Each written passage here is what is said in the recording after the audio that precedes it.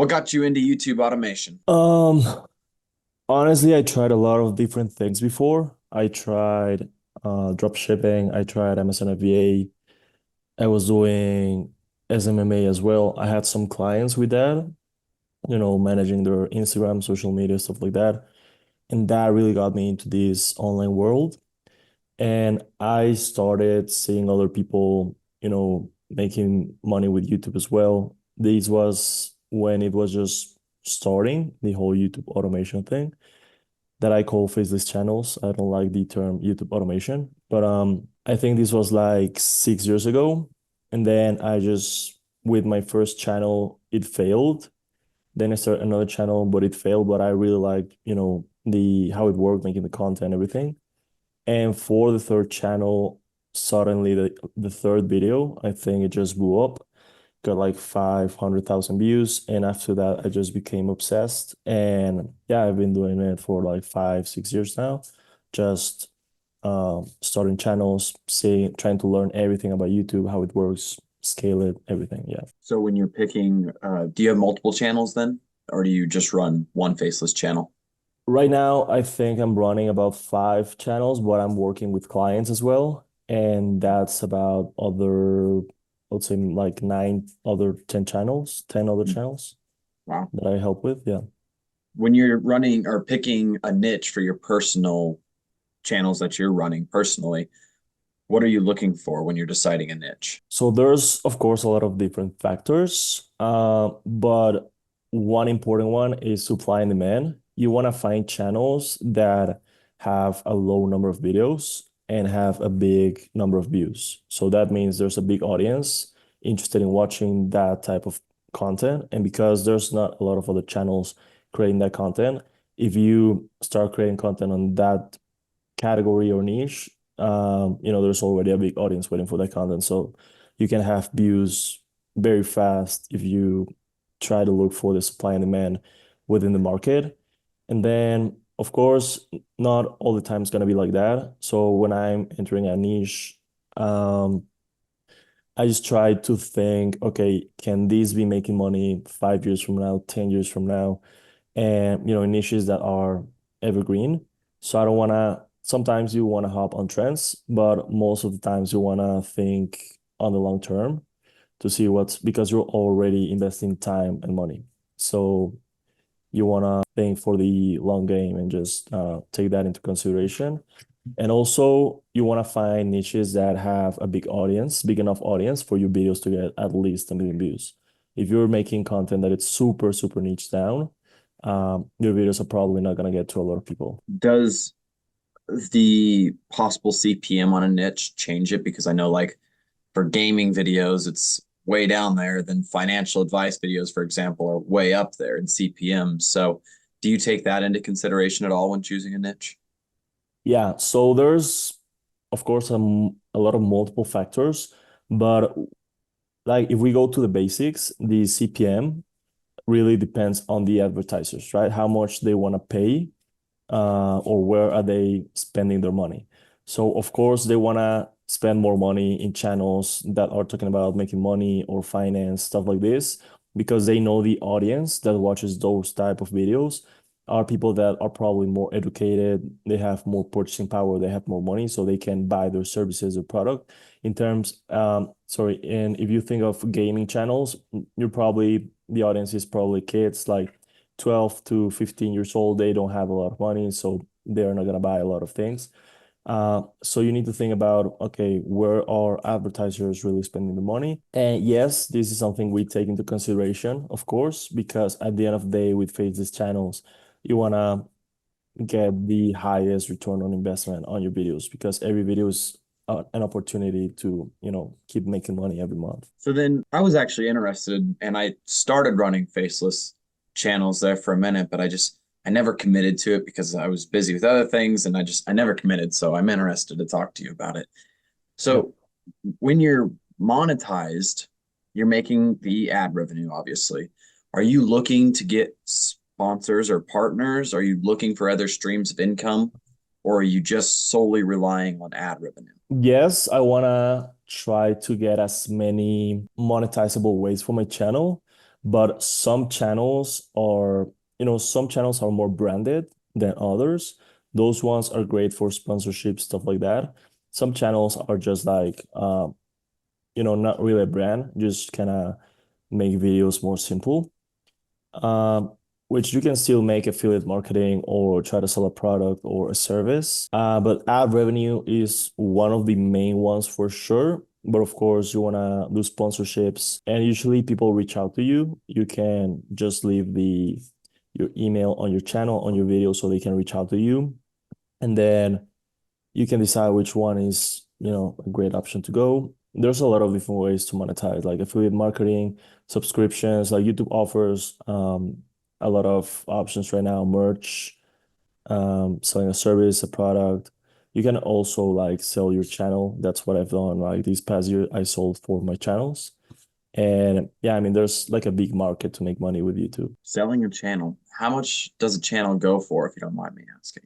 If it's confidential, then it's Yeah. okay. But No, no, no, no problem. So it depends on the channel, of course, how much the channel is actually, doing in revenue. So a channel usually sells for, let's say on the highest month, the channel made $10,000, right?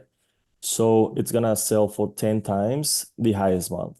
So that channel would have sell for 100K, because the other person is getting an asset that's gonna be, making money for long term. mm, So yeah, and as a channel usually sells for 10 times the highest month. so it works similar to like a business, selling a business and stuff. So, okay, Yeah. gotcha. So, what does your personal success look like? I mean, you've been doing this for quite some time now. How has it changed your life financially? It really changed my life, I would say that. At the beginning, I have a post on my Instagram where I basically share my story that I was working at a call center 10 p.m. to 6 a.m. And I was just in that struggle, right? Like, okay, like what's gonna happen next with my life? I don't know what to do. I have no money. I have nothing. I dropped out of college, and I knew that I was always very good at learning things by myself and very action taker. So I took action with a lot of different businesses before YouTube automation or YouTube Faces channels. But it really changed, I think, first of all, my mindset that you can have a business, you can make money online, you can, work and see the rewards. Because I had that mindset before that, oh no, I have to do like a 9 to 5, and that's the only way to make money. And this is how it's gonna be. But it really changed my mindset at first, I would say. And then my life, I would say I'm just like more less worried, less preoccupied because I can travel. I have my computer. This is all I need. And I've been able to travel and just not, wake up without an alarm for the past 4 years, I think. And of course, I do work a lot, but I think it just gives me that security that I'm doing the things right, and that I have, to scale this business that I already know we can scale it and make money. So yeah, definitely more freedom for sure. That's awesome. How much financial success have you had, if you don't mind me asking? Uh, well, it depends. Like some channels are doing good. Depends on the channels. But right now, monthly, I would say it can go anywhere between 20 to 30K. Nice. That's awesome, man. Yeah. That's a good amount of money. So, why did you decide to start posting about Faceless YouTube on your Instagram? Why did you start posting that content? Yeah. So I would say I saw other people doing it. Honestly, I know they're making money. So if I'm already an expert in this field, why not also take advantage of what I know and also start like a new side business that it's related to my main business, and I can teach people and, help them and get clients to work with me. So at the end of the day, it is a side business for me. And yeah, I mean, I think I started the Instagram page about a year ago, and right now we're doing good. Um, and also I wanna like it's funny because even though I have, my class that I basically teach people for free, it's 100% free, but other people might be charging money for. A lot of people don't really take action on that stuff. So, yeah, so different strategies and everything to just get people that are really interested in and taking action for this. But yeah, to get it into a couple words, just because it's I know how to monetize this thing that I know all this knowledge and I can offer to people and I can have more clients and start a side business as well. So are your clients seeing a lot of success? How do you approach it? Like, are you just giving tips to people? Are you creating stuff for them? What are you doing? What's how are you benefiting them? Yeah, so as I mentioned, I have my free class. It's about 30 minutes explaining step by step how it works. And that class can get people started with a channel in the next 30 days. But I also have my school community. There's about 200 people in there. And I have, videos, tutorials explaining everything about how it works, how to start, how to monetize a channel, how to create the content strategy, everything. All the information that they need to make a successful YouTube channel as well. Sorry. And then I have mentorship clients where they work with me one-on-one and we help them, my team and I help them with, the research, getting with the ideas, setting up the team for the videos. Yeah, just basically help them set up and set the channel for success. So what's your content calendar look like on your Instagram? On my Instagram, I usually try to, do the scripts and everything because on Instagram right now it's all done by me. I really want to take the content to the next level on Instagram, and then maybe I can delegate some stuff. But on Instagram, usually Mondays and Tuesdays, I, do the scripts, which are probably the most important ones. Then Wednesday, Thursdays, I record, and then I send those to the video editors to so they can make the videos. And I try to post daily, at least like one reel or one feed post. So I try to post daily. That's good. So how are you deciding what to post? Are you posting trendy stuff or are you sticking to original content or a little bit of both? On Instagram or YouTube? Instagram. On Instagram. So I'm trying to apply as much as possible of what I do with YouTube onto Instagram because at the end of the day, it gets to one simple word, which is attention. If you're able to get attention, retain that attention, and convert that attention, you're basically gonna win. So with Instagram, I try to do the research, see what's working on the platform, analyze other, successful pages, and try to apply that to my page as well. And yeah, I just try to make something that it's actually valuable to people if they are scrolling because they're scrolling, just to grab their attention, give them value, and eventually give a call to action to convert, maybe follow me or comment a word or something like that. Gotcha. So going forward, how are you planning to grow more and monetize more, whether it be mindset, monetization, or your Instagram? Mindset. What's up? You mentioned mindset. Yeah, mindset. How are you going to grow your mindset more? Like, Okay, got is it. there like a certain quality that you wish you had that you don't yet, or something like that? I mean, of course, every day, you can learn, you can keep learning, becoming better. That's what I strive to, just try to become better every day. That means that goes for my health, my knowledge, my personal, values, everything, relationships. So yeah, getting 1% better every day. And then for my Instagram, just try to put as much content as possible that actually helps people understand how this works. Because as I mentioned, not a lot of them are gonna take action and become my clients, but I mean, I'm still providing value to the market. And yeah, eventually, if they become clients, that's great. So for the Instagram, just keep out posting great content that it's valuable for people. Try to get as many clients as possible. Try to help them, of course, getting the results they want. And with YouTube, I would say right now, I want to start a new channel every 3 months. Just, start a channel, do the research, set up, and, keep it running. And once it's running on itself, get someone like a manager to run the channel and then start another channel in 3 months. And yeah, so I can have multiple channels per year. All right, I guess what's your turnover rate of selling those then? Are you planning to keep most of them or do you plan to sell some of them?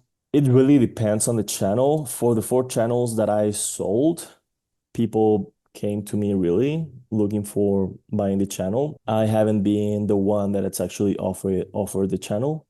But I mean, I know if I want to sell a channel in the future, I know who to reach out. And I would say if it comes to a point that it's getting hard for me to just manage everything and I want to maybe free up some of my time, I would definitely sell or think to sell some of my channels just to, so I can reanalyze my situation and see what's better for me.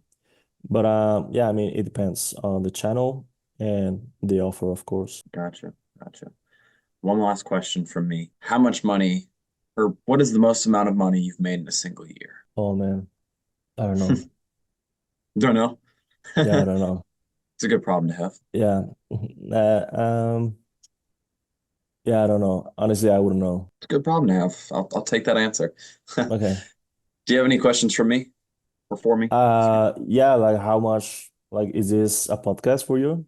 Or is it gonna be on YouTube? Yeah, so what I do is I run a social media page with my family, mostly my dad, and it's called The Guy. We're on all the different platforms, and we just do comedy stuff. And I recently quit my 9 to 5, so I wanted to build another brand, I guess it'd be. And I wanted to interview people and talk to interesting people and get their insights of social media stuff because I feel like I'm an expert on social media. So talking to people, I can give my insights, they can give theirs, and then we can I can get more ideas for how to grow our stuff as well as grow my personal stuff.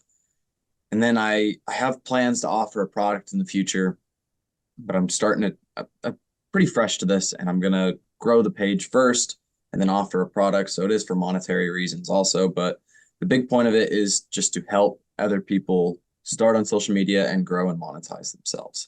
So yes, this will go up on YouTube, Rumble, and Spotify. Got it. And how long, like, how was the comedy stuff doing? Was that on Instagram? Yeah, so we're on literally everywhere. If there's a social media we're not on, you'd have to let us know so we can be there. But we're on everywhere. That's really good. We're at 1.6 million followers total across all platforms, and we've been doing it Nice. for a little less than 2 years. So Awesome, we're man. all my father and I are both full time on it. So So you're also living from social media. yeah. How's that like? Oh, it's great. I just quit about a month and a half, or I guess it's 2 months ago now. I just quit about 2 months ago, and it's like you said, you just wake up when you want. There's no alarm clock. We just obviously you're still working 100-hour weeks, but you do it Yeah. on your time. You do it on your schedule, and if you're up till 3 a.m., you can sleep till 9. You don't have to be up at 7 to go to a 9 to 5 or a 8 to 5. You Yeah. don't have to be up at a certain time. You can sleep, you can eat when you want. That's the greatest thing to me is I try to bulk, I work out quite a bit. So it's like when I was at work, it's like I'm hungry and I can't just go eat. My boss will yell at me and it's like, I don't like that. I want to work Yeah. for myself. I want to be able to go eat when I want. I want to be able to go to the Exactly. bathroom without getting yelled at. It's like all the little restrictions on you when you're at a 9 to 5 are just obnoxious to me. So Yeah. it's great. Congrats, man. You're killing it. Thank you. Awesome. Yeah, I remember when I was in my 9 to 5, like honestly, I was the most miserable. And Yeah. I mean, I don't have any disrespect for people that do it because I know it's necessary sometimes. Right. And some people just do it because they like it also, depending on the job. But for me, it was just like, no, I cannot do this. I mean, I don't care if I'm making like $1,000 a month, but I have my freedom. I'd rather do that for sure. Well, it was the funniest thing for me is I was doing gaming content back in 2021, late 2021, and I was like, I need money to really grow this because I wanted to buy like a PC. I wanted to buy different things. And so I was like, well, I don't have money. I don't have a job. So I was like, I'll go get a job and I'll pay for YouTube stuff. And then when I did, the guy stuff came up. And so I turned away from gaming and I went full time on the guy stuff. And that became profitable and everything. And when we started making, honestly, when we were making, I was only making probably $300 to $500 a month at this time from the guy stuff. And I was like, you know what? I should just quit. Meanwhile, I was I was making pretty good from a 9 to 5, but I was like, I want my freedom. I should have quit sooner, but I stayed in it for probably another year and a half. But it was just like that whole time, my brain was just like, I have to get out of here. I can't do this. And it's like, yeah, the freedom is just so much more important. And I wish I would have quit sooner. But Yeah, awesome, man. That's awesome. Yep. So, and in Instagram, are you monetizing how? How were you monetizing? so we monetize through ad revenue on Facebook, YouTube, and TikTok. And then we have a sponsor, a full-time sponsor that we have, and we'll get little side gigs here and there that pay a little bit of money, and we have a merch also. So we monetize from those ways. Awesome. Yep. Awesome, man. So I don't think I have any other questions, but congrats for killing it and wish you all the success on this new project. You as well. You as well. All right, man. And take care. I'll let you know when this interview will go up, and I'll send you the links to the pages also. Perfect. Yeah, send me the info. Yep. Have a good one. Awesome. Take care. Bye.